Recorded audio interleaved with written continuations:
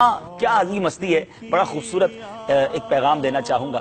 دو دوست تھے، ایک دوست نے اپنے دوسرے دوست سے پوچھا، یار یہ بتاؤ کہ تمہاری والدہ کی فیوریٹ ڈش کیا ہے، کھانے میں فیوریٹ ڈش کیا ہے؟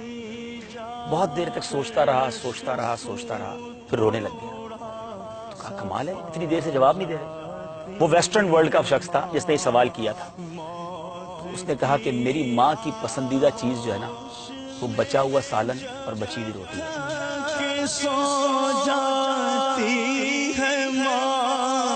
اب اس کے پس منظر میں اس نے پوچھا یہ کیا بات کی؟ اور میں اب آج اپنے دل کے تاثرات پیش کر رہا ہوں۔ آج میری عمر 40 سال سے زیادہ ہو گئی ہے، مجھے آج تک یاد نہیں ہے کہ میری ماں نے کبھی کھانا بنا کر یہ کہا ہو کہ یہ میری آج پسندیدہ چیز میں نے بنائی ہے۔ اور یہ ہم سب کے ساتھ ہوا ہوگا کہ ماں نے کبھی یہ نہیں کہا ہوگا کہ بیٹا آج بریانی بنائی، یہ مجھے پسند ہے۔ ماں نے کبھی کہا ہوگا کہ بیٹا یہ آج میرے بیٹے کی پسند کی میں نے بنائی ہے، یا ہمارے والد صاحب کی پسند کی بنائی، یا چھوٹی بہن کی پسند کی بنائی۔ اور ماں نے کیا کھایا؟ جو ہم نے بچایا، جو ہم نے چھوڑا۔ یہ ہے ماں۔ کبھی اس نے اپنی ذات کے لیے کیا سوچا؟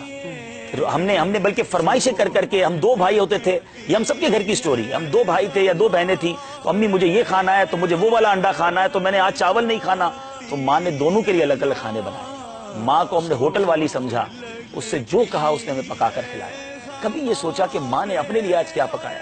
مگر ماں ہمارے بچے ہوئے کھا کے خوش ہوتی رہی کہ میرے بیٹے نے بچایا تو چلو میں کھا لیتی ہوں، بیٹا آپ تھوڑا اور نکال لو، بچ جائے گا تو میں کھا لوں گی۔ کبھی اپنی فرمائش سے، مجھے تو یاد نہیں پڑتا کہ ماں نے یہ کہا ہو کہ بیٹا آج میں نے اپنے پسند کا کھانا بنایا۔ جن کی مائیں ہیں ان کی دعائیں لیجیے، ان کی خدمت کیجیے۔ اگر بوڑھی ہو گئی ہیں تو اب انہیں تکلیف نہ دو، ان کی خدمت کرو۔